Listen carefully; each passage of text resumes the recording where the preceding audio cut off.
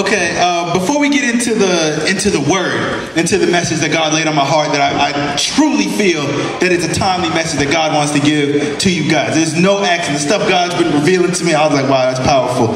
And but before we do that, there's something that I know God has really put on somebody's heart. And as he shares his life story and what God has brought him through, I know it's going to speak something to you, because I know some of y'all are going through that. I know some of y'all have been through that, and it'll be a reminder of who God is and what happens when you trust him. Where my man Matt at? Feeling what it was. Yo, Matt, you still here? Oh, it's the lights. I can't see you over there. Hey, anyways, this is my man Matt. I just feel so privileged and blessed to be able to do life together. Ooh, that's a double entendre. I just feel so blessed to do life together with this dude, man. One of my heroes and inspirations, Angelos, introduced me to him. And ever since then, we've been bonding. He's one of the youth for our youth group and stuff. And he's just got a powerful testimony. He got to share it. So please, come on up here, Matt. Y'all give it up. Y'all give it up. Yeah, grab that one. Okay, so tell them a little bit about what your life was like before you gave your life to Christ. Alright, I guess I feel a bit nervous, but I got some notes here. So I guess I'll start sharing a bit of my life story. When I was like 14 years old, right when I was 14 years old, I dropped out of school in the beginning of grade 9 because I didn't like high school, and my parents weren't really forcing me to go or nothing like that. And I actually transferred to John Oliver, and that's where I dropped out of school. Had a girlfriend and all that kind of stuff. I started like chilling with the wrong people, I guess, and I started blazing, drinking all the time, stuff like that. And I eventually dropped out of school completely. And I guess, just as time went on, I started chilling with older people. They started like offering me, small jobs, like crime, stuff like that, petty crime. And then eventually, as time went on, it just kept escalating. And I actually, like when I used to chill with all these people, I used to think real cocky about myself. I was like, whatever, they said if I got in a fight, they would always be there for it. So I used to actually go online and I would just go to people's profiles and I'd be like, you look like a goof and stuff like that. And I used to do that like 50 times a day or something like that. Like I was like a real messed up kid, I was like I got my kicks out of it. So I guess that caused me to get in a lot of fights, and there was a lot of times where I got like jumped by multiple people. So I guess it really led to me becoming paranoid and like drinking to forget the pain and stuff like that. And I actually started getting so paranoid that I wouldn't even leave my house without like a knife or a bear mace and stuff like that. And there's a lot of times where I got to those kind of situations where I had to use it or something like that. And then I guess I got so into it that I would just sometimes I would just like be pulling those things out on people. Sometimes I'd walk around my neighborhood at nighttime, and just like walk around with like a machete or something like that. I was like a real messed up kid back then. I used to look up to like Eminem and Tupac and those kind of people. And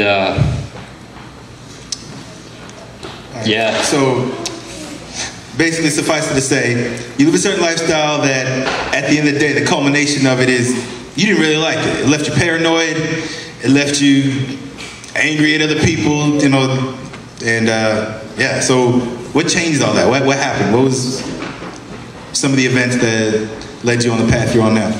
Well, I guess when I was 16, I was I kept doing all those evil things, and I actually had people, showing up to my house sometimes, sometimes like older guys, like grown men would show up to my house and they would like threaten my life and stuff like that. I used to get like anonymous calls all the time.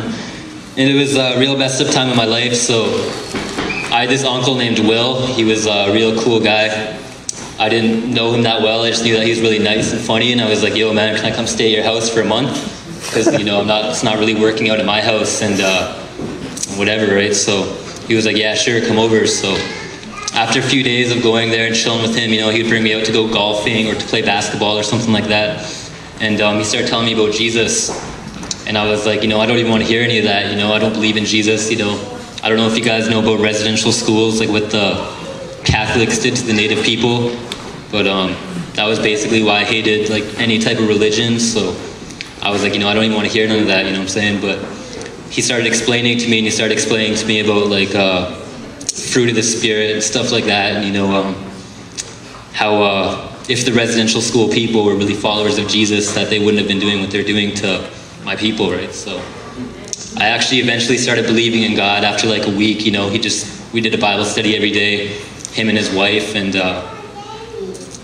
I was looking through his bookshelf one day, and I picked out a book about prayer, so I started reading it, and I was talking about how to pray to God, and after we did Bible study one night, I was just like sitting around by myself in the room that he had me staying in, and I was like, I'm gonna pray to God, and like try it out, see what happens.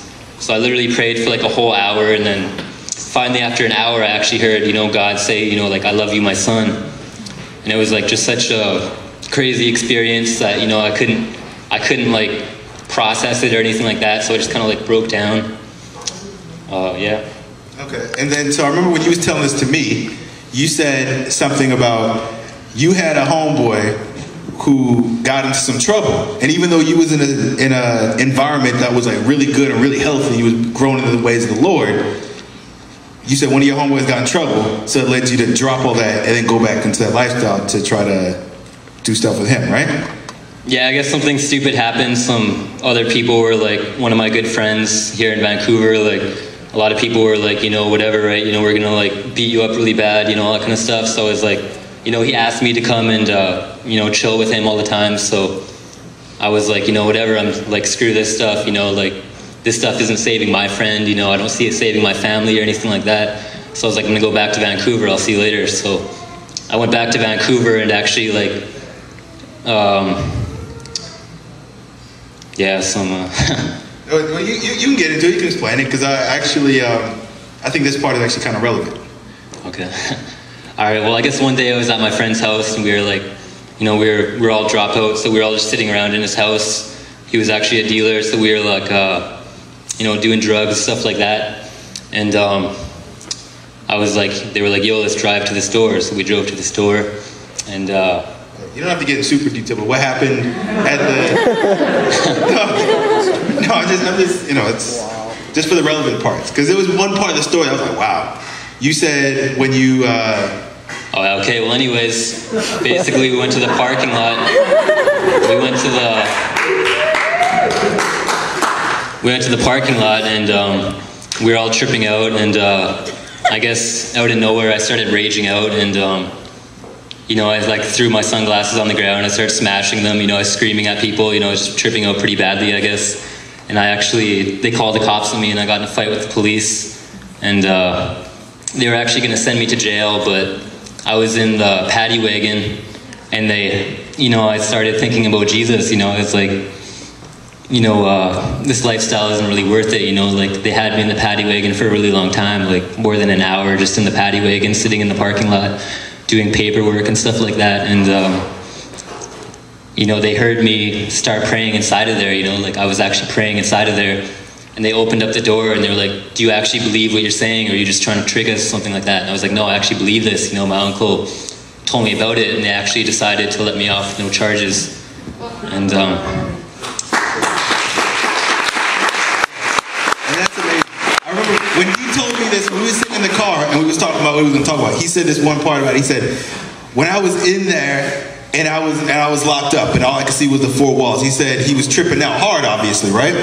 And he said in that paranoia, he felt like he thought that he was in hell.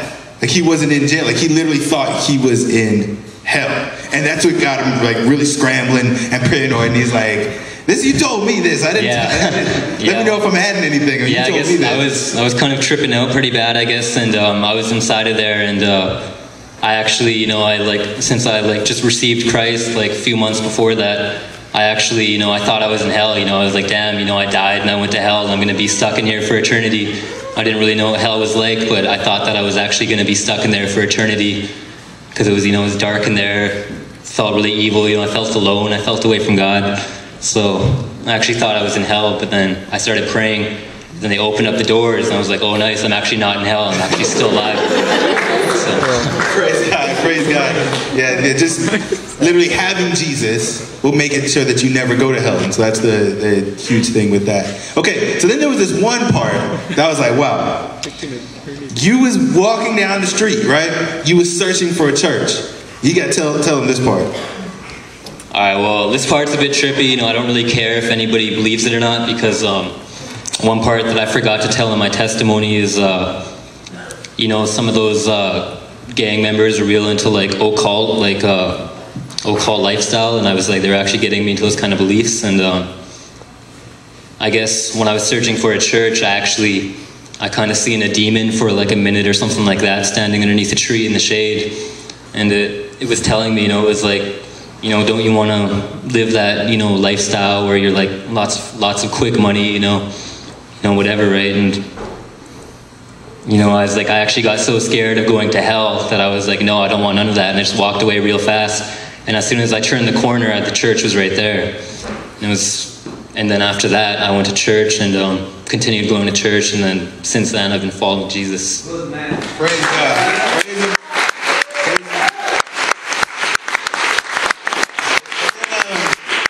What's up with you and more than 12? I guess Angelos came to the other church that I used to go to, and he did a hip-hop show with Liam, I think. And they invited me to this thing called Hip Hop Revival. So I went to that, and then, you know, I was like, oh, this is cool. I didn't know that Christians could rap, you know. Like, I didn't know that was possible. So I decided to start coming here because I like the whole idea of the Christian rapping and stuff like that, because I really love rap music. So coming here ever since, I guess. That's what's up. That's what's up. So what is it you would want people who walked in your shoes, who are living the lifestyle that you used to live, and you saw what that led to? What is something you would want to tell them? I don't know. I just want to let them know that I guess with that kind of lifestyle, it could end any day. You know, like my cousin Brandon in the back there. You know, me and him knew a couple of girls. You know, who actually died. You know, from partying. You know, doing ecstasy and drinking, and there was like a few other people who died from the same situation. You know, another guy I knew. You know, he died. You know, stealing a car. You know, he crashed it. You know. There's just like a lot of stupid situations like that, you know. Another guy I knew, you know, his like throat got slit, you know, and I just feel like that kind of lifestyle can end like that any day of your life, because you never really know when your last day is gonna be. And what I really believe is, you know, I believe Jesus. Like, I wouldn't be here if I didn't, because I really enjoyed that lifestyle a lot. You know, I used to like it a lot.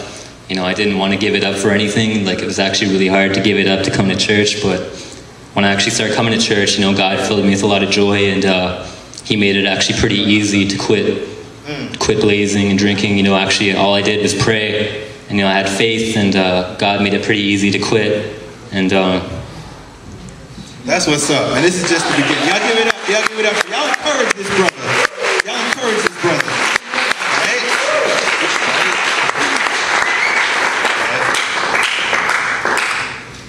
Anything else? No, thank you for your testimony.